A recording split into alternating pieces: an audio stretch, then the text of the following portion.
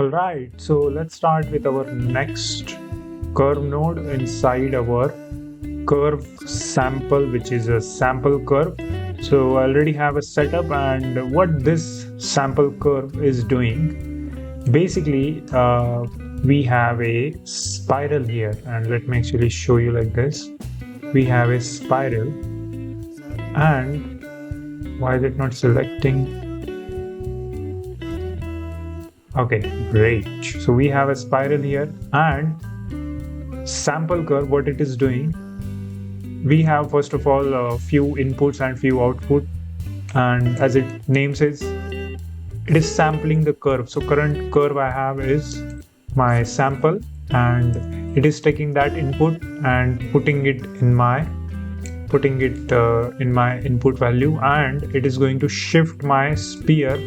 This sphere I have, it is going to shift my sphere on the starting position of that spiral, and as soon as I increase my factor, it is going to just change the position of that sphere on that spiral.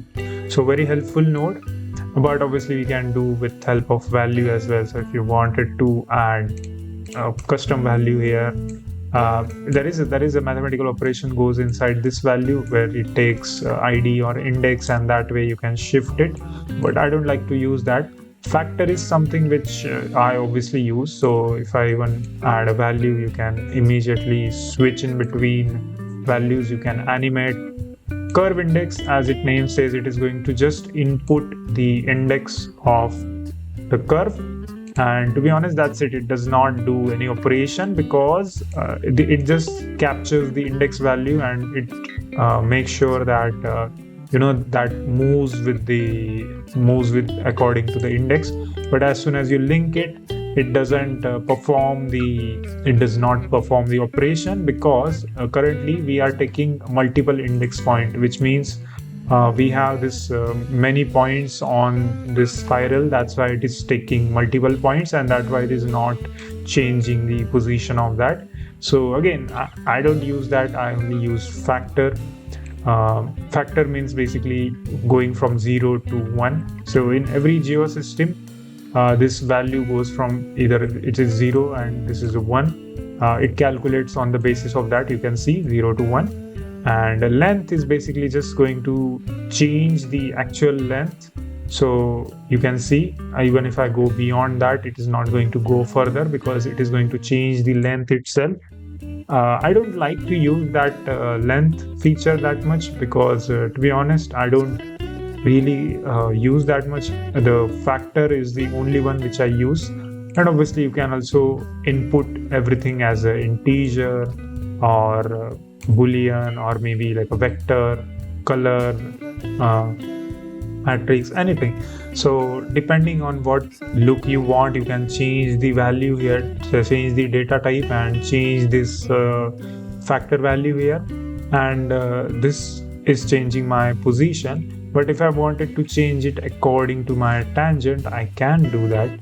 And if I just switch it, you can see nothing happens because it is actually rotating on itself. You can see it is rotated. Earlier this was like this. It is pointing towards upwards, but if I set this to rotation, it's just going to rotate that according to the curve length. So if I even move this, you can see it is rotating according to the tangent of that curve. So it is actually very useful when it comes to certain motion graphic element. So you can see it is actually spinning on the spiral going down, but it is also moving in its own tangent value as well. So really helpful. You should obviously make sure how the different feature works.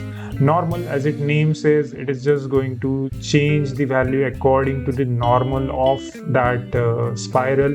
So currently spiral only have a normal value which is just going upwards. So there is a certain limitation. It is just going till there because it is locked. Technically it is locked there because the spiral origin is there, and that's why it is calculating values on the z and minus z direction. So this is minus and this is plus z direction. It is going from 0 to 1, as its name says, it is going up. Now if I go to almost like in middle, you can see it goes bottom. So it works like that.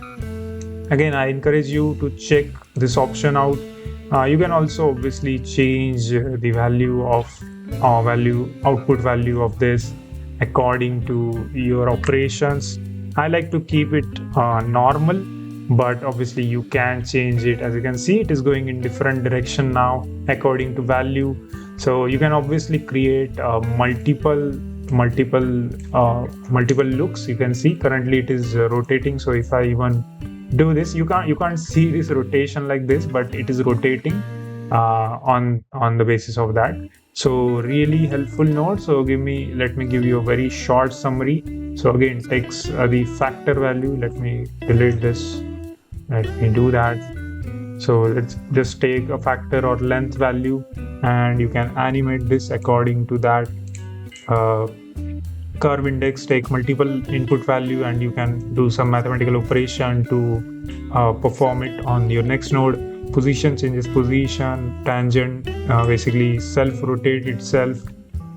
Then normal actually change the position according to the normals. And pretty much that's it. Thanks for watching. Like and share this video and subscribe to channel so you don't miss the next part.